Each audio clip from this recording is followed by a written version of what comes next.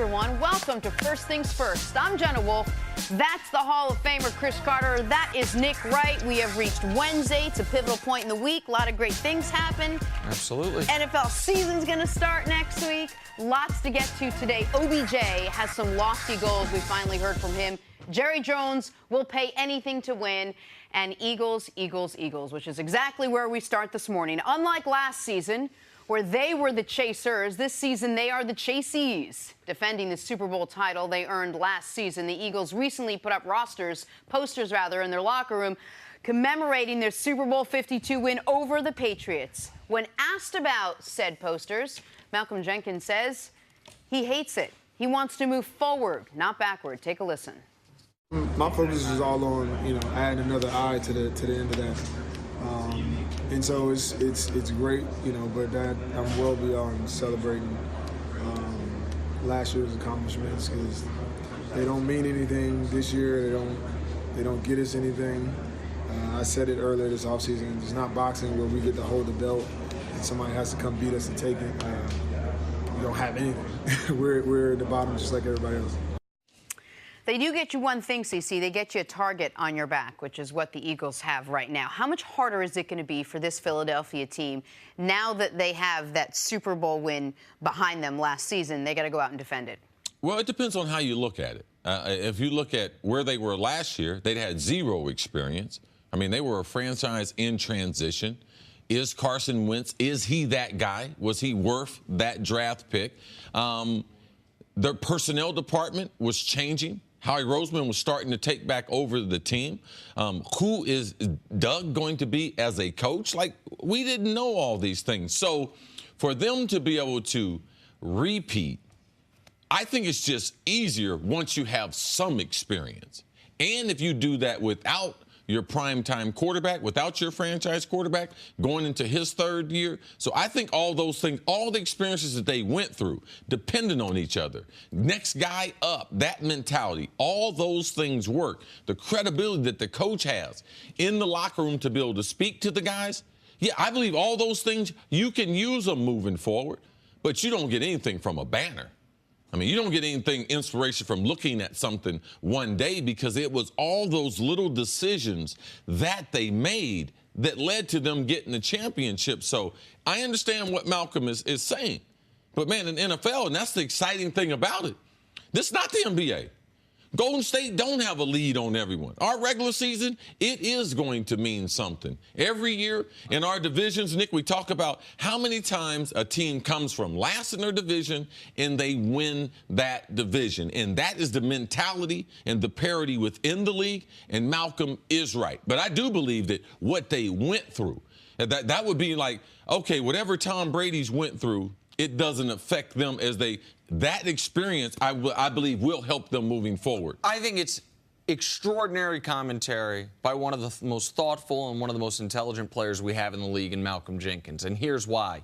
I think the experience absolutely can help them once they get towards the end of the season, if they're in a similar position, if they have a good record early. And, okay, guys, we know how important these late games can be. If they're back in the playoffs, all right, nothing is a bigger game than what we've already played.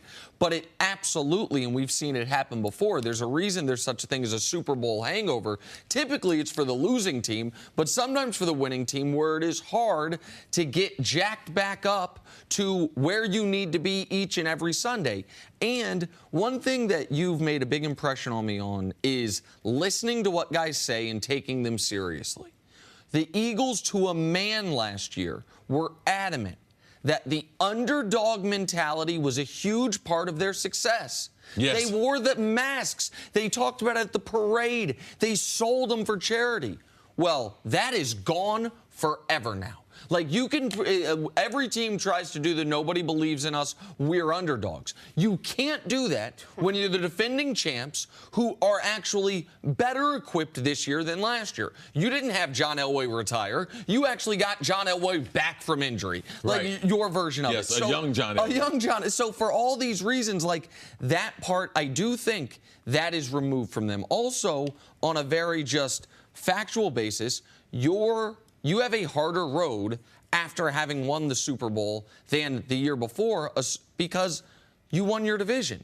You are now playing outside of your set schedule the Vikings and the Rams, as opposed to second or third or fourth place in those divisions. One of the reasons teams can go last to first is that year after you finish last, you get 2 games against 2 other teams that finished last. Schedule-wise also, NFC East, just unlucky draw this year. Draw the NFC South. They got 3 teams I think is good. In the AFC, who do you draw? The AFC South, one of the divisions that produced 2 playoff teams and has Luck and Watson coming back from injury. So for all those reasons, I do think it's a tougher road, but I think the experience, if they get through the early part of the season, the experience can pay dividends. We'll break down what the team has and where they fit into their division in a second, but you talk about experience. What traps can having that experience, what can you fall into? Yeah, you have that experience, but also all of the teams have seen what you can do, what you're very good at. Is that part of sort of what hamstrings you a little bit? Well, I think that listening to people, listening to the general public, you get more pats on the back. It's just a human condition. When you're out in public, people are going to say things to you. The availability for the Eagles to do public events, the amount of money that they have made. So you're hearing a lot of positive things in the community, but does that help you in trying to win this year's championship? No, because last year it wasn't that way. I wish if they can remember where they were when they left training camp, just a team trying to survive. They stormed through the first 2 months of the season. They need to get themselves back in position that they were in last year, that at the end of the season, every game that they played, it really meant something.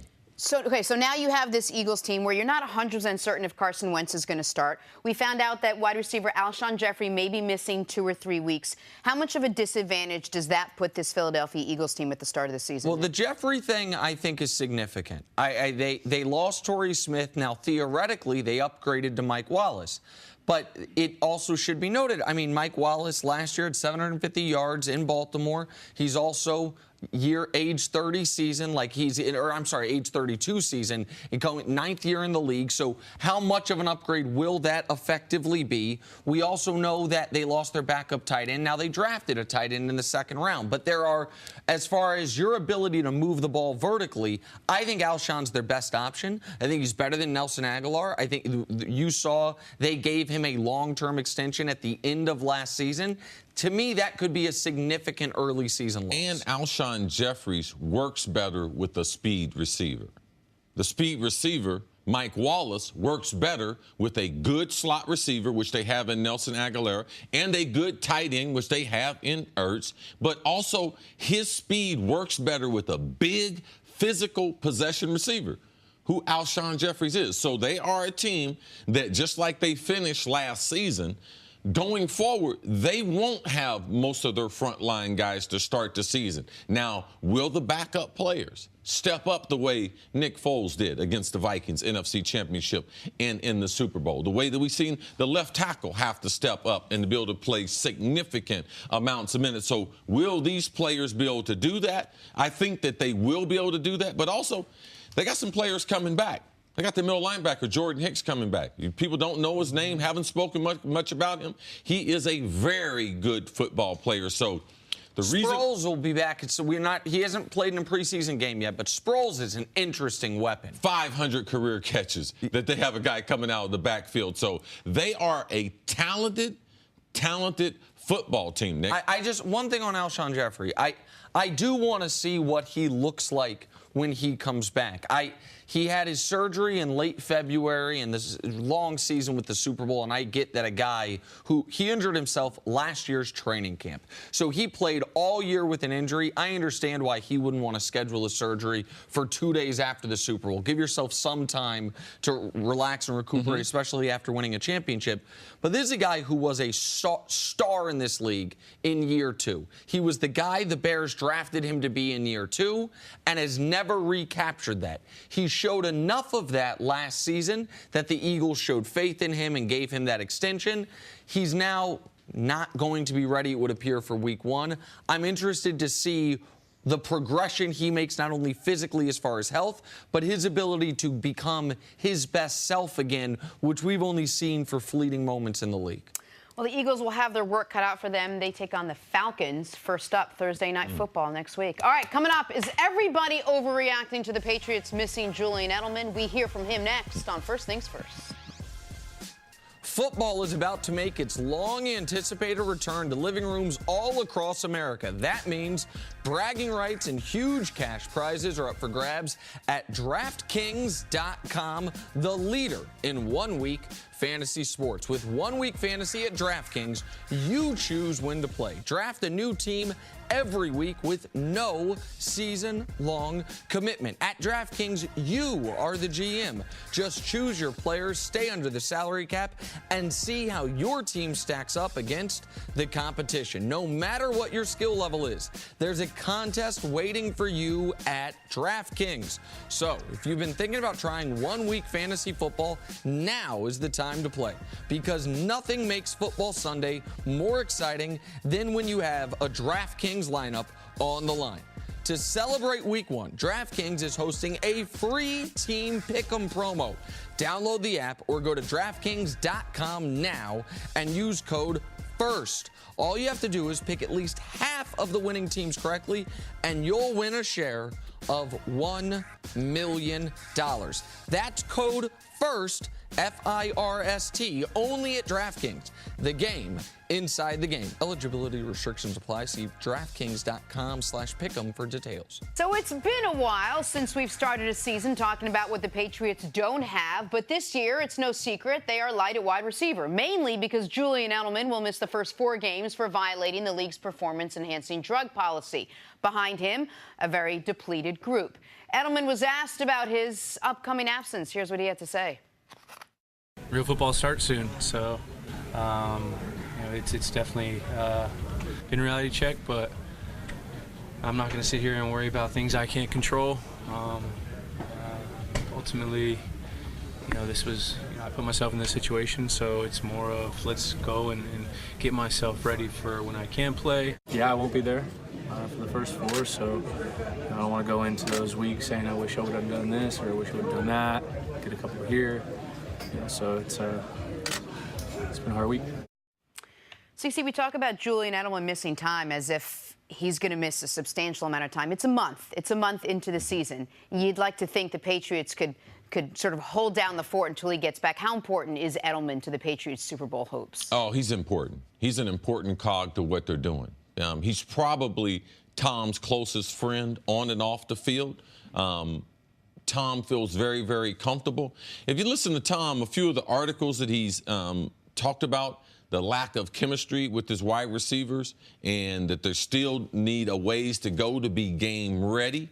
So I have concern about Edelman when he's not in there. It's not as if it's an injury where he's going to be out all year. He's only going to miss a quarter of the season. And it's also not an injury to where even if we were like he's going to be out 4 to 6 weeks with an injury, but when he comes back, he's going to still be dealing with the effects of the injury. Like he's going to come back as close to full strength as you can come back having missed a month of football. Right. Now, he is a pro, so he will come back in shape. But because of the PED suspension, he won't be at the facility. The street drug facilities, he's at the facilities, in the meetings every day. So there's a little more of a disconnect. Now, I know that he'll be looking to kind of really try to resurrect his name because no one wants to get suspended for PEDs. No one, especially an undersized guy.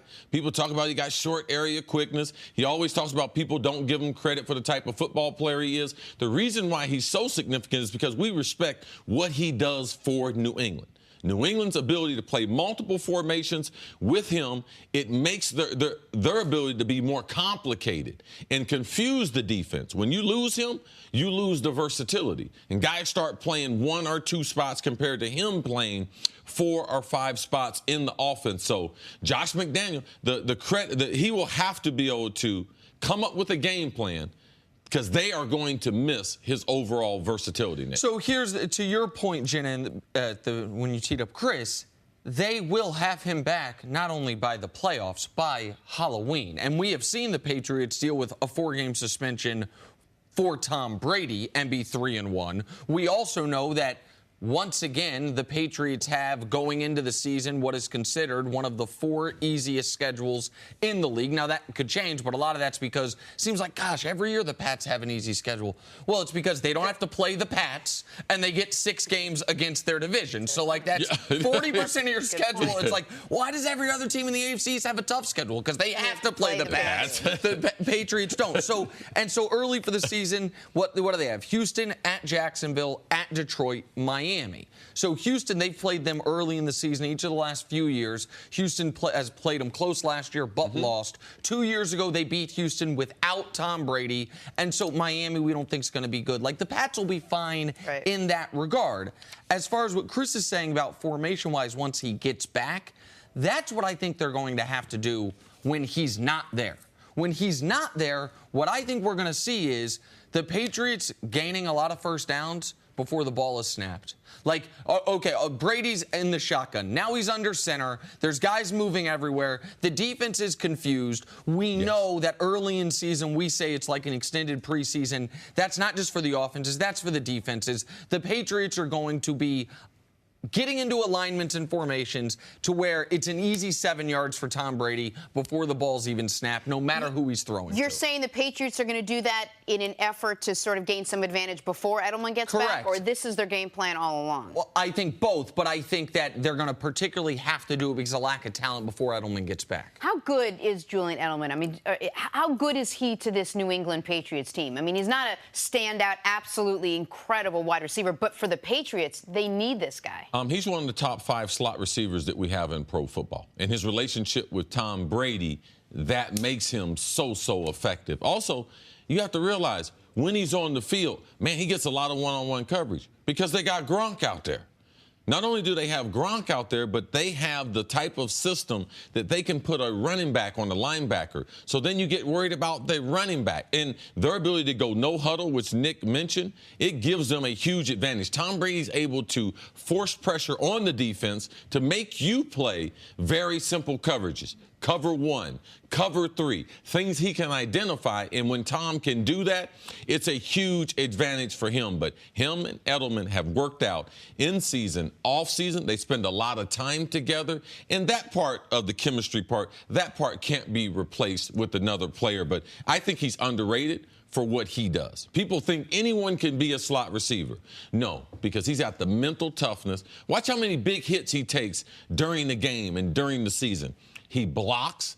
He's a smart football player. You know that because they give him the responsibility of going in motion and playing in different positions. So he is valuable. In the last Super Bowl they won, he took a hit that I thought concussed him. He looked like he was woozy on the field, and then a quarter later made the play that saved the game, the double-tipped catch in double coverage against Atlanta. So, like, no, he's excellent for what they do. Now, when he does come back, it will matter not only the 4 games missed, but the season missed from last year. So it will be a long time without football for Julian Edelman. But I think that once the season starts, we are going to change what we're focusing on with New England. This offseason, we focused on the loss of Nate Solder. We have focused on the lack of wide receivers. Guess what? The Pats' offense will be fine. Last year, they were number 1 in points, number 2 in yards. Maybe that ticks down a bit. What I think we're going to start focusing on, if there's problems in New England, is the defense. I think the storyline for New England is not going to be, wow, with no Edelman, they can't move the football. It's going to be, can the defense get enough stops to allow this team to win games? And one thing, Nick, you and I keep going back and forth on, watch the development of Cordell Patterson, especially in the first 4 games. It gives Bill 4 games that he can develop this guy to figure out, okay, once I do get Edelman back. So I wouldn't be surprised if you saw quick screens thrown to Cordell. Also, watch him carrying the ball out of the backfield. The number 1 skill he has is running with the ball in open field. In Belichick, there's no one better at utilizing someone's talent and getting the best of that talent. All right, we're going to take a break. Coming up on the other side, Odell Beckham Jr. has got some big expectations for himself. Hear it from him next. First things first. College football's back Saturday on Fox. Catch a full day's action as Lane Kiffin's Florida Atlantic faces the 7th-ranked Oklahoma Sooners. It all starts at 11:30 Eastern on Fox, or you could stream it on the Fox Sports app. FAU's going to pull off the upset. Watch the freshman quarterback at Nebraska, too. 8 o'clock. He's going to be nice. By the way, I don't think actually going to pull off the upset. I just like to get that out there. Back here on First Things First, we're going viral. The Ohio... That's Chris's school. The Ohio OH. State Buckeyes. Did you get all of it? Mm-hmm. They've got 6 wide receivers drafted the last 3 seasons. Now they've got a commit who wants to follow those same footsteps. Take a listen.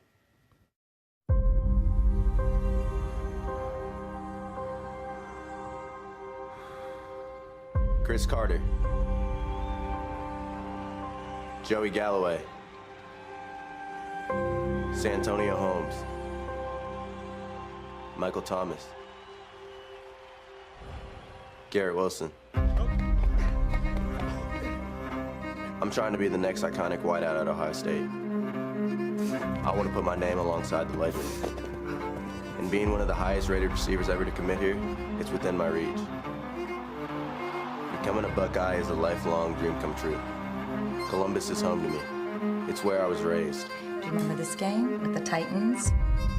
I can't wait to get back to where it all began. Now, where I've been growing my game in the last 5 years, that's another story. Wow, I got excited for a second. Impressive. That's one of the coolest things about your story is before you got to Ohio State, not known for wide receivers. Yes. No, a great football program for the 70 years before you got there, or however many years, 80 years before you got there, but they had never had an All-American wide receiver, correct? Yes. And now they just listed 4, but there's Terry Glenn was an All-American wide receiver. David Boston. There have been a bunch since you. That's really cool. That kid's from Columbus? Yes. Is what he said? That's awesome. That's a really cool thing. Besides putting on 50 pounds. He's from Texas, going to Columbus. Oh, okay. Every once in a while, we go outside the state and steal somebody something. out. Oh, okay. Yeah, they ain't producing no wide receivers at University of Texas. Come on down, son. All right. Hey, Looking time for forward some to it. stories to start Tom your Herman's morning. recruiting in the wrong places. Brought to you by the That's what I hear. unexpected energy of ExxonMobil. And we are sticking with Ohio State. Sophomore Dwayne Haskins has been named the starting quarterback. The 5th-ranked Buckeyes open the season on Saturday against Oregon State. Cece, how far can this team go with Haskins at QB? They have the opportunity. When you talk about Alabama and what they have their quarterback battle and what they can do with Tua in there because he's an elite thrower, Dwayne Haskins is the best throwing quarterback I've seen in Ohio State since Art Schlichter.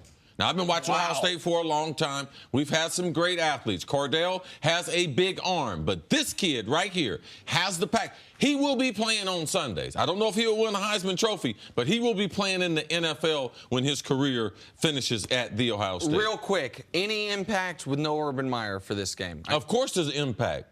Urban's one of the great leaders and motivators that we have in sports, but they have a couple veteran wide receivers, Paris Campbell, Johnny Dixon, guys that have been there 4 and 5 years. They will be able to help ease the burden for the young quarterback. That quarterback will. You know why he went to Ohio State? He went there to play for Urban Meyer. All right, moving on to the NFL now. Todd Bowles says he will talk to the Jets coaches on Thursday about their quarterback decision. They will either go with rookie quarterback Sam Darnold, veteran Teddy Bridgewater, or senior citizen Josh McCown. Cece, who do you think will start for the Jets week 1? I saw Josh McCown yesterday. Josh McCown looking good. He got that younger haircut. He's trying to go a little European soccer player. I think Sam Darnold, when they drafted him, talking to people in the Jets, what he's accomplished, not only in the preseason games, but what he's accomplished in the classroom, the challenges that they have presented to him from a defensive standpoint. Todd Bowles is a defensive coach, so he has put some challenges out there. He's passed with flying colors. They haven't announced it yet. Todd didn't tell me that yesterday in my conversation with him, but wink, wink. Sam Darnold will be out there. And Cece was at the Jets facility talking to the players yesterday. I was not, but I didn't have to be there to know Sam Darnold's going to start. Everything they've done since drafting him, even with him missing the beginning of training camp, you just look at the passes they're asking him to make in the preseason games. You can tell they are trying to make it so don't make any mistakes, don't have any awful games, don't make it so we can't start you week 1 because we want to start you week 1. I think Teddy'd be their best option for if they just wanted to win week 1, but they have bigger things at play trying to change the entire culture there. All right, let's move on to Dez Bryant. 8 days away, still no team for Dez. Doesn't look like he'll be on a team for week 1. He tweeted out that he might not play until later in the year. All right, CC, what does this all mean for Dez Bryant? Every time I go on Twitter with Dez, I get more and more confused. Like, I don't know if he wants to play football, because all the good football players, they're playing football or trying to play football. So he's obviously turned down the opportunity to play with the Browns. To me, that is somewhat troubling, because right now, $4 million is like $10 million. And being on an NFL team, trying to resurrect your career, you can't do it at home. And I don't understand the advice he's getting as far as someone needs to tell him, Dez, if you don't play this year, you might not play again. It's on the board. It's on the board. A player at his age who misses a full season, and if you're not on a week 1 roster and a team doesn't have that guaranteed salary committed to you, even if you do get picked up, if you suffer some type of injury that could just knock you out 4 weeks, they could cut you and move on. Nick, you're my numbers guy. How many bad seasons in a row has Dez had? 3.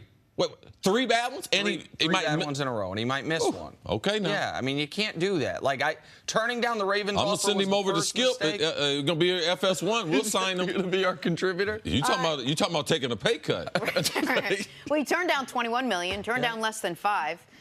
Finally, Jerry Jones said he wants to make an adjustment to the NFL schedule. Jones said he wants to make the season 18 games and reduce the preseason to 2 games.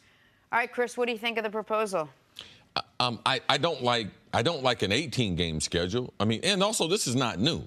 I mean, they dusted this one off from way back when. They've been trying to do this for a long time. Now, for the fans of the NFL, it's not good for them for 4 preseason games. But when you get your season tickets, they demand that you get those. With those 8 games you get 2 preseason games. So they make sure that you have a 10-game package. But if we're building a football team, and unless they're going to come up with some type of spring league that the NFL is going to develop players, man, we need training camp. We don't have any 2-a-day padded practices now. And if you tell me you're going to take away 2 preseason games, I'm just going to tell you, watch the NFL the first month of the season. We like football, but the product will get better as the season goes on. So now you remove 2 of those. How do we develop younger players? Like, you can't develop younger players by only 2 preseason games. Look at the quarterbacks that have played. What's the difference between Lamar Jackson 2 weeks ago and Lamar Jackson after 4 preseason games? Huge difference. Baker Mayfield, he's not ready to play. Sam Darnold, he's not. And forget about developing internal line play. We talk about, Nick, college players not being ready to play on the O-line. So we're going to draft a guy on the offensive line and put him in an NFL game after 2 preseason games? What about discovering players? How'd Terrell Davis get his roster spot? A preseason tackle on special teams. Yes. Then he went on to win an MVP Hall of Famer. Like, you're going to miss. I think the preseason is a much maligned thing unfairly. And a lot of it's because it's just the way the tickets are printed, if I'm being totally honest. If you have season tickets to an NBA or to an NFL team, 10 games, and they put on their $100 a game, so you're paying $1,000. You're like, man, I'm paying $100 for this preseason game just like I am for our Week 15 matchup. Man, I don't know why teams don't do this. Your season tickets can still be called $1,000. Put on the ticket. The regular season games cost $120, and the preseason game costs $20. And guess what? It's still a 10-game package for $1,000. People are like, oh, $20, not bad. It's just tricking people in their minds. So I think the preseason at fewest should go to 3 games. Now, if they are I don't know why the NFL, there's another thing. I don't know why no one at the NFL talks about this. They act like the only option is 16 or 18. There's a number between there. It's 17. Oh, how would you do it? Home road. Guys, we can do 1 neutral site game. I've advocated for every team play an international game. If you don't like that, what if every team plays 1 game a year on a college campus in a place that doesn't have, in Tuscaloosa, or they almost have an NFL team, or in Columbus, or San Antonio. A place that has, there's a way to do it where you could do 8 home, 8 road, 8 neutrals, or 1 neutral site. And by the way, you could also add a bye week. If you went to 17 games and an extra bye week, not only do you have 2 extra weekends to sell the television companies, but guess what? Then the Super Bowl's the day before President's Day. And then everybody has the Monday after the Super Bowl off. There's a lot of ways to do this that are not just add 2 games to the schedule, which the players wouldn't love, which when we're talking about the health and well-being of the players, it would obviously add some negatives there. And I think the preseason's important. I don't think it's just important we know Sam Darnold's making the team. What about the guys who might not? What about guys who have become quality players in this league as undrafted free agents because they flashed in the 3rd and 4th preseason Regardless games? of what your favorite team is, I want you to look at your roster right now, and I want you to see on your roster how many guys you have that were off the street free agents, and also how many guys you have been playing in the league under 6 years. When you look at that number, there's no fans that would want to cancel the preseason, even though it is to the detriment of the fan. All right, let's move on to Odell Beckham now. To quote the great Eric Mangini, to whom much is given, much is expected. Odell just signed a deal on Monday, making him the highest-paid receiver in NFL history. Much was given. Despite getting over $65 million in guaranteed coming his way, Beckham knows that both on and off the field, much is expected. Honestly, it sounds crazy enough, but I don't feel like I've done anything really since I've been here. It's not what I have goals for myself. I don't feel like I've been able to truly achieve them, even with the success that I've had. You know, it's not really where I want to be. You know, like I said, before I was even in the NFL, I want to be legendary. Not about, the money is great. You can take care of your family. You can take care of kids one day that you'll possibly have. But my goal was always to be in the Hall of Fame, to win trophies, to be able to leave a legacy that'll be remembered way past any money that you make. All right, Cece, he sort of mentioned all the different ceilings there, but what does Odell need to do on the field to reach his own expectations? Have a good season. Like, don't listen to people. Don't put different expectations just because he has $65 million guaranteed. He shouldn't do that because his productivity, what he's done on the field, will lead him to being considered one of the greats of the game, only if he's consistent, only if he's not hurt. Where does that start? It starts with having a good month of September. Real small goals. I wouldn't allow people to at this age, I wasn't thinking about trying to be in the Hall of Fame. I was thinking about if I had a good season, I was trying to follow that season up with another good season. I was trying to take care of my body to make sure that I could make it through the season. So all these things happen if you're able to be consistent.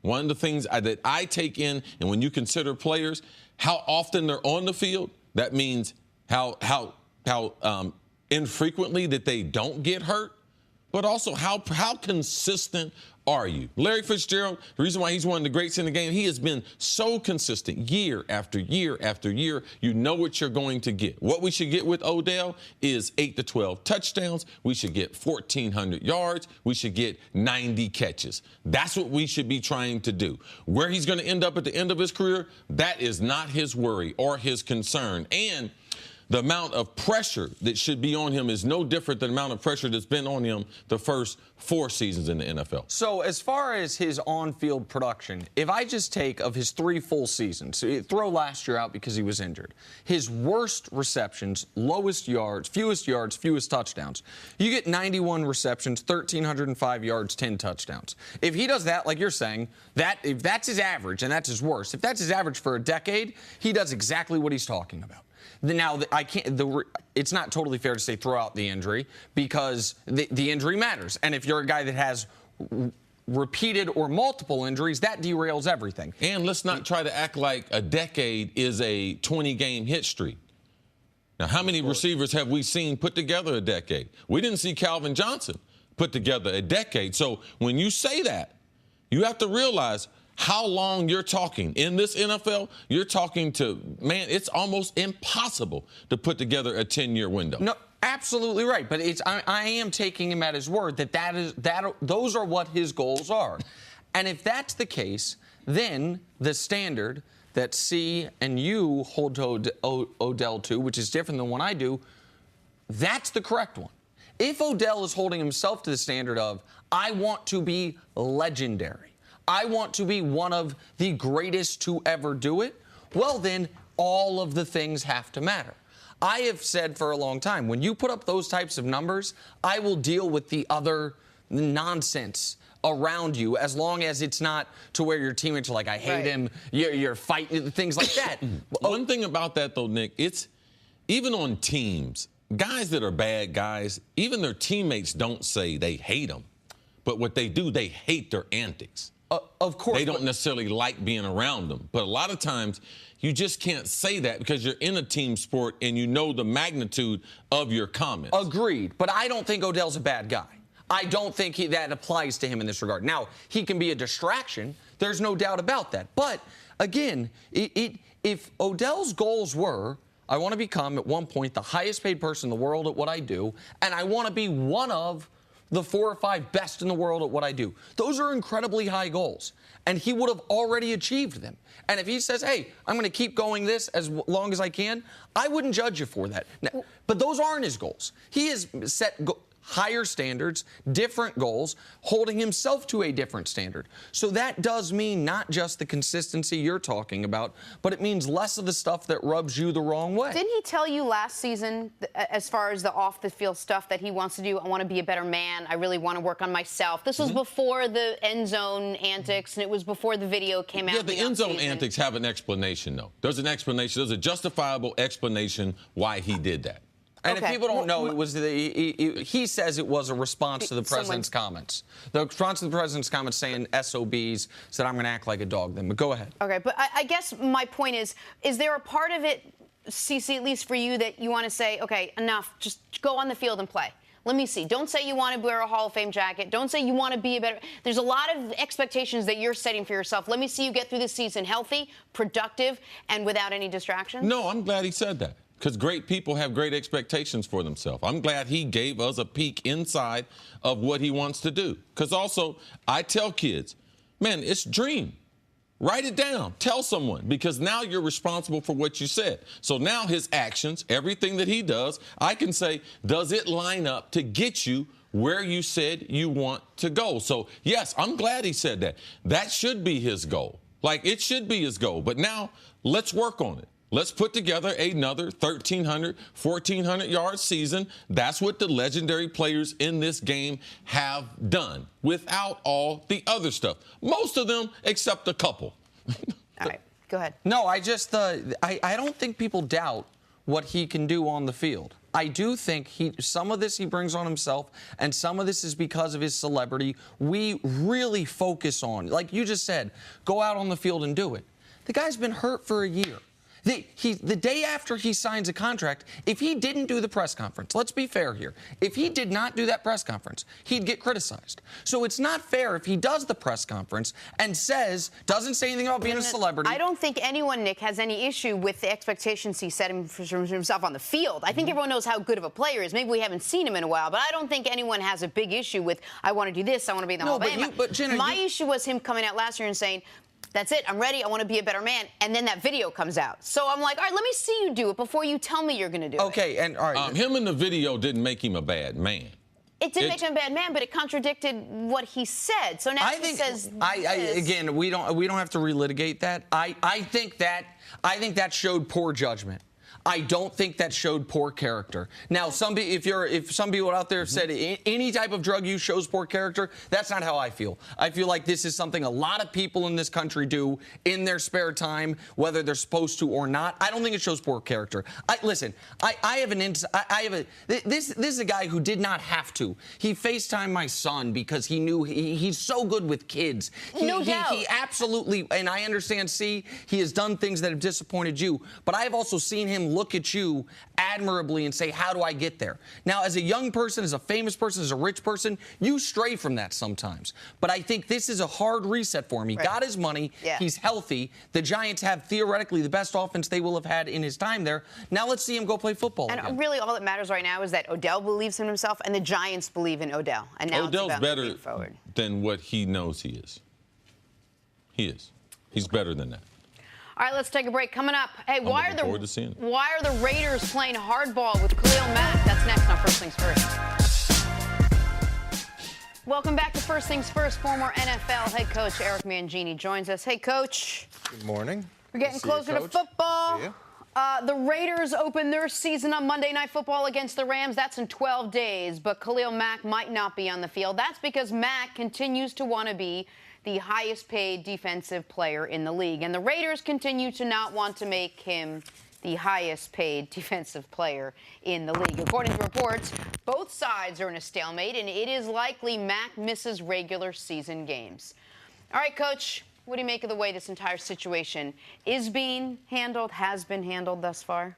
This has been mishandled really by both sides since the beginning. I think if they were able to, at some point, get together, sit down, talk, and if it was just John and Khalil, that would be fine. And I really feel that Odell took the right approach. Odell showed up. He showed the new head coach. He showed the new GM. He showed the owner that he was committed to the program, that he was healthy, that he was going to work. He allowed them to see all the value that he brought to the team. Where in this other situation, it's been butting heads since the beginning. And you've got a head coach who signed a 10-year deal for $100 million. He's got all the power, and he's looking at this longer term as to what type of precedent am I going to set. And when you come in and you make things confrontational from the beginning, then you just get two guys in a standoff, and it's hard. Who made things confrontational from the beginning? Well, it depends on who you listen to. According to the reports I've read, John reached out. His calls were never returned. I don't know if he reached out a second time. To me, confrontation, both parties are responsible for that. Either one could have just said, hey, why don't we get together and spend some time together and just see where that goes? But at this point, just based on something we discussed off the air yesterday, you are concerned, or you would be concerned if you were Gruden, that if they give him the money, it sets a bad precedent for the other players on the team moving forward, and as far as the rest of what he hopes is a 10-year tenure as the Raiders head coach? Well, whether it's the draft, whether it's free agency, whether it's holdouts, whether it's discipline, you set a precedent. And once that precedent is set, then it's hard to roll it back. So if you allow people to shoot their way out of contracts, if you allow people to take that stance, then what's to stop the next guy from doing it, and the next guy from doing it, and the next guy from doing it? Because they know you're going to fold. So now you've created a problem that didn't exist before. Yeah, I believe, especially when the coach is trying to reestablish a culture, or he's trying to implement something that's totally different than what they're used to, it becomes very important that he's consistent at the beginning in his decision-making. Now, if John Gruden is going to win football games are won by good players making good decisions under stressful situations. And I would try to equip myself, if I was starting out, with the best possibility that I might be able to be successful. Now, I know they're worried about the long-term ramifications from this contract. Because if you give a defensive player this type of money, ultimately, what is it going to mean in the locker room? Your quarterback, which he wasn't the high draft pick, he was a second-round pick, not the first-round pick, they gave him the contract. So in giving him that contract, he hasn't performed as high as Khalil Mack has performed. So also, in not giving Khalil Mack, what John Gruden is doing, he's sending a sign to the team inadvertently that this guy, who we haven't had any problems with, there's nothing he can do to get a contract with Carr, who was a quarterback, who people say, how good is he going to be, who they did give a contract to. And what you're talking about setting precedent. What if the precedent is as simple as this? Yeah, we do bend if you're an MVP. If you're defensive MVP, offensive MVP. If you're the best in the league at what you do, we actually might give you a contract early. We might bend to your demands. Like if I'm the right guard on the Raiders, unless I'm delusional, I don't look at what they did for Khalil Mack and say, well, that means they got to do it for me, right? Or do you think I'm misreading that? I think that players look at what happens to other players, and they all feel like they're extremely important to the team. And regardless of what spot I have, you're gonna look at how that was, how that was handled with other guys. Now, there's a difference between having a precedent and belief system and just being stubborn to the point of hurting yourself. Mm-hmm. And there's nothing wrong with these two sides getting together and spending some time together. Those two people need to talk. Those two people need to spend some time together. I can look at it in hindsight now, because we're getting ready to start the season. But in these situations, I don't believe every player's situation is the same. Odell, as you mentioned, I gave him the advice. You need to go to the Giants. You need to go to Pat Shermer from his first day. You need to talk to him. You need your own relationship with him. And whatever Pat tells you, and I know what Pat's going to tell you, you need to be at minicamp. You need to be at the OTAs. So you need to be in agreement with him before you even go into the meeting, Odell, because this is what he's going to ask you to do. So I believe in certain instances, you get more done being in the building because the coaches, the organizations, they can see the assets. If I was Khalil Mack, what I wish he would have done, I wish they could have came to an agreement on a one-year deal. I wish he would have went to training camp because in training camp, if I was Khalil Mack, what I would have done, I would have destroyed John Gruden's practices. I would have destroyed all of his offensive linemen and let him know there is no future without me, because that's one thing coaches understand. When they see the talent, and we can't go back, but if he had signed a one-year, if John could see how good the guy is, how good he is in the locker room, a lot of times you can see a long-term deal worked out because John says, listen, I'm not going to win a lot of football games unless I have that guy on the field. Is John Gruden making the decision here? Is this going to be John Gruden's decision? Yes, 100% he's making the decision. And he's got Coach, how do you know that? Because he's got a 10-year contract. He's made $100 million. The owner said it was one of the best days of his life when he hired him. He's making whatever decision. He's got the juice. The juice times 100 million? Yeah. My kids would say times infinity. So he's got that power. Now, with Khalil, if he's acting this way when he wants a contract, how is he going to act when he gets a contract? See, I don't think so. I know where you're going to go with this, but what's wrong with Khalil showing that he's vested in the team? He's vested because it is a partnership.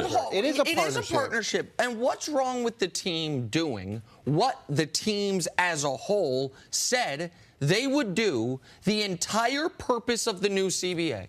The whole purpose of it was to pay who? Not unproven rookies, guys like Khalil Mack. But I ain't got it, though, Nick. Okay, well, that's a separate issue. Then maybe you should mention that. That the Raiders are cash poor. Of all the NFL teams, they are the most cash poor. Fair enough. They found the money, as Coach mentioned, in the couch cushions for Gruden's $100 million. So I think you could find the cash. This is my problem. This is why, Odell had to be on his best behavior. He missed last year with injury. He has been a fringe guy when he's not between the lines. A video came out that we talked about last segment of potentially drugs in a hotel room. He damn sure better show up. He damn sure better do everything right. This guy's never missed a game. He's never been injured. He's been your best player for 4 years. You are, last 2 years, second to the last in the league in sacks, despite the fact that he's top 5 in the league in sacks in that same time frame. He shouldn't. The right thing to do is to pay him. So sitting back, you see somebody new get hired who has the control that he has, and you are the player that Khalil Mack is. What makes you think, hey, I'm not going to return calls. I'm not going to engage with this person who controls my future. And I think really good things are going to come from that. Maybe he got bad advice from his agent. That happens all the time. I would imagine that was not. I would imagine. And he needs to call Chris because Chris gave Odell really good advice, and Odell. And that was before the hotel room. Correct. That was before the hotel room, but yes. Post-injury and post all the other stuff. Once we knew, listen, Odell, you've been there. Tom Coughlin got fired. Then McAdoo got fired. Now you got an offensive coach. You need to repair these things.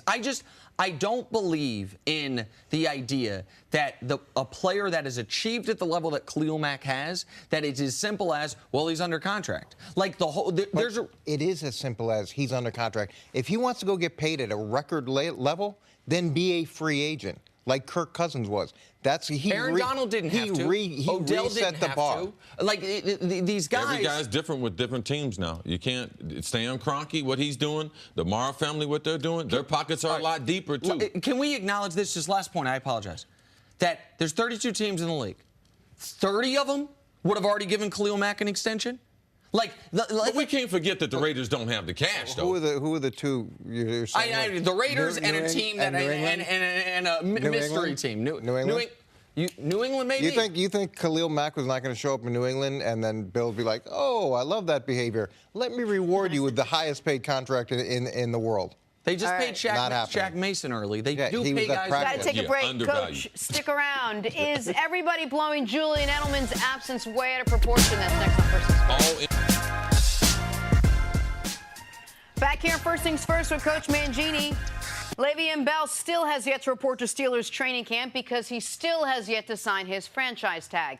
If any of this sounds familiar, it's because it's exactly what happened last year. Bell reportedly told his teammates he would report on Labor Day. However, Bell tweeted, "Don't believe the fake news. I never said anything to no one." Sometimes I read it like a Saturday Night Live skit just because it amuses me. Coach, how much will missing training camp hurt Bell? He missed training camp last year. He struggled a little bit in the first couple of games, and then obviously his season took off, but there was a little bit of a struggle. So how much will it affect him this year? It's going to affect him. Now, at least he does have something to draw on from last year and things that worked, things that didn't work. When you look at his whole season, over half the games he played, and he averaged under 4 yards a carry, which I don't think people realize. We assume that his production was incredible throughout the course of the season, but over half the games he played in, he was under 4 yards a carry, which to me is a concern. And you go into the second year and you don't have the conditioning, you haven't hit it all, you're not into a rhythm. It's a new offensive coordinator, and with a new offensive coordinator comes new tendencies, new terminology, new ways of calling things. It's different than him just going back with Todd Haley, which he had been used to. He's going to have to get used to that component as well. So I think this is going to be a struggle for him early. Listen, Le'Veon Bell in September last year was one player, and the rest of the year was another player. In September, he was 3.5 yards per carry, 60 yards per game on the ground, less than 20 yards per game through the air. The rest of the year, he was 50 yards per game through the air, 90 on the ground, and over 4 yards per carry. Like, it took a... Really? Are you reading? I mean, I think he had like one game where he was at 5-point-something yards a carry, but there's a bunch of games where like 3.8, Oh, 3.2. yeah. No, he was 4... I can't see your list because I have my glasses on, but I'm pretty sure I read that this morning. No, you're correct. I wasn't disputing what you were saying. The point I'm making is that in September, he struggled mightily.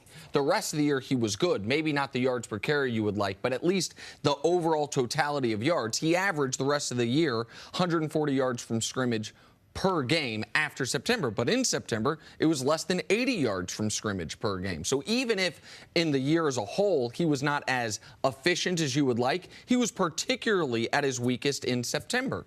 There's no reason to think that'll be different this year. I know he has the experience to draw on it, but this is your whole thing about how do you get better at football? Practicing football? How do you get ready to play football? Playing football? Like, I understand why he's not there. I think a guy who's under the franchise tag would be foolish to show up early. I get it. They're not fining him. He's not missing money. He's removing injury. But the downside to that is he's going to come into the season less ready than had he gone to training camp. Like, to me, that's definitely what takes place in these situations. Yeah, and this is just a phase of his career that he's going to have to try to master. Because I know when he looks back on it, he would have done things different. And the reason why I can say that is I just know how much better I got as a football player from the time I was 26 until the time I was 32. And that came from consistently being at training camp 6 or 7 weeks, playing in almost every game. I think I got hurt in the 93 season, and I think that I did not miss another game until the 2002 season. And that endurance was built up in training camp. I don't care how hard you train with your trainers. Like, I don't care. They cannot get you in shape for a 2-minute drive. They cannot get you in shape for a drive where we have 12 plays where he touches the ball 8 times. There's no drill.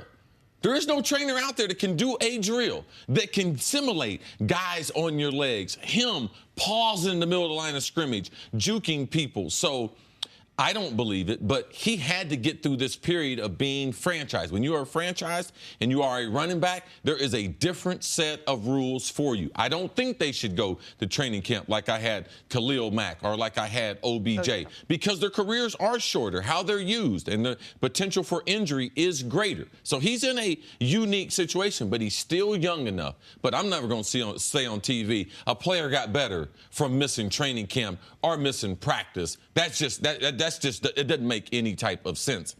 And you get to the point, too, where it's not just the physical side, but the anxiety, the thinking through things, the being able to respond quickly, the understanding how everything fits together.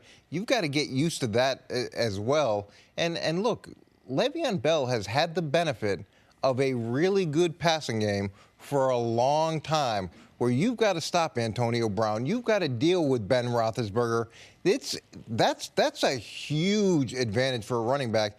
I would expect someone who played in Pittsburgh to be able to have significant numbers, because you've got to play with 7 in the box to stop the passing game a lot of times. You mentioned a new offensive coordinator. How hard is it for a guy who has experience, who's played with the team before, but now to come in and get used to, I don't want to call it new language, but just a new coordinator, new set of the way you're doing things? Well, he's very fortunate that the coordinators are not allowed to change their whole system in Pittsburgh. Pittsburgh's had a system that has worked. It's worked through several coordinators. Started off with Bruce Arians, making tremendous changes. Ben Roethlisberger has had a tremendous impact on that. Went through Todd Haley and the guy that they have now. So when you're in that type of situation, changing coordinator, most of the stuff is stuff that you've done. But you don't know the coordinator. That's one thing that Brian Billick taught me. He said, Chris, if you're ever going to be the offensive leader, you got to think like me. I said, Brian, I don't want to do that, man. You know, you're a big old raggedy tight end from BYU. I don't want to think like you. He said, Chris, if you want to lead this team, you're going to have to think like me. So I had to memorize the plays. After we crossed the 50, there was 5 plays Brian liked to run. Once we went into the red zone, there was 5 plays Brian liked to run. 3rd down and 5, 4 to 6, Brian liked to run 5 certain plays. I memorized those plays. One time, Brad Johnson's headset went out, and we were 3rd down and 5. He said, "What?" I said, "Man, Brian liked that H dodge on 3rd down." So you have situations like that play out. That coach, he loves that. And that's why you want your players to be, so you can add layers of offense on the stuff, because he's a brilliant football player. Smart, can play 3 downs, can pick up blitz. And a workhorse. Yes. NFL history, most touches per game, all-time record holder. This guy. And I understand that it's not ideal that he's now missed back-to-back. And he would still be better with training. Right. And that's what I was about to say. It's not ideal that he's missed back-to-back training camps. Guess what? The Steelers could have prevented that as well. He would have been in camp with a contract. There's a positive to franchising a guy as a team. You remove the risk of injury as far as they didn't do it with Antonio. Right. They gave him the long deal. And so there's a positive, which is you're not tied to guy long term. If his production drops, if he gets hurt, you can move on. I get it. The negative as well. The negative is he might not be the guy you want him to be that first month of the year. So I mean, there's a give and a take here. He has benefited from being on the Steelers. Steelers have benefited quite a bit from having him on the team as well. Yeah, he's missed a little time too, right? What? Yes, he's missed a little. You added the what's the NFL players, fire your agent, hire Nick Wright. Let him represent your best interest. Man, he has the results of Des Bryant going into Jerry Jones. Hey, I want a pay raise. Hey, you out the door. All right, Nick Wright. Des fired me. He'll find a way to get you fired or paid. One or the other. Thank you for listening to the First Things First podcast. Remember, leave us a review and tell us what you think. Subscribe to the podcast on Apple Podcasts and catch us on FS1 Monday through Friday, 6:30 a.m. Eastern. For Chris Carter and Nick Wright, I'm Jenna Wolf. So long, everybody.